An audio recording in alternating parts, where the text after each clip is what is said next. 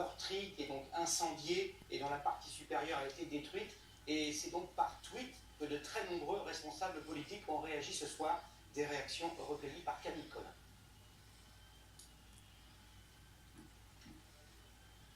Un des premiers à réagir, François Hollande, l'ancien chef de l'État, déplore sur Twitter sa blessure de voir ainsi Notre-Dame ravagée par les flammes.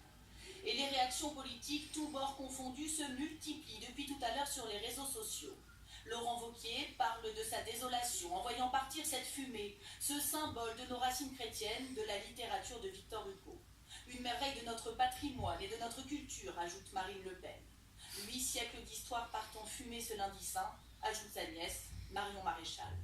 Jean-Luc Mélenchon, enfin, a lui posté une courte vidéo de réaction. Je pense à cet ange qui se trouve sur la flèche et qui regarde le zénith à l'heure où le soleil se lève et puis se couche. Notre-Dame est depuis plus d'un millier d'années le métronome des Français. Ce bâtiment est un membre de notre famille à tous et pour l'instant nous sommes en deuil.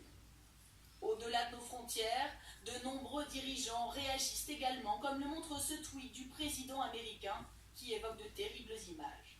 Sur les réseaux sociaux toujours très réactifs, une cagnotte d'ailleurs est déjà mise en ligne pour participer à la reconstruction de l'édifice.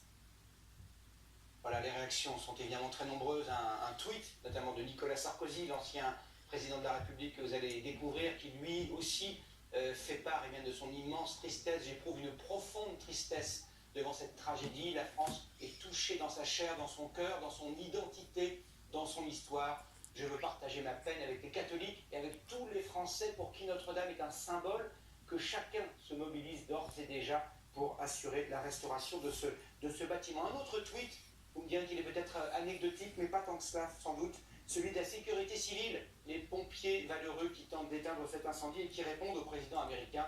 Donald Trump, je vous le disais il y a un instant, offrait ses services et proposait le largage d'eau par des canadaires au-dessus de Paris. Réponse assez sèche, si je puis dire, des pompiers de Paris. Le largage d'eau par avion sur ce type d'édifice pourrait en effet entraîner l'effondrement de l'intégralité de la structure, qui n'est pas la bonne solution, mais nous le savions sans doute. Christophe Jacubizine, cette union sacrée,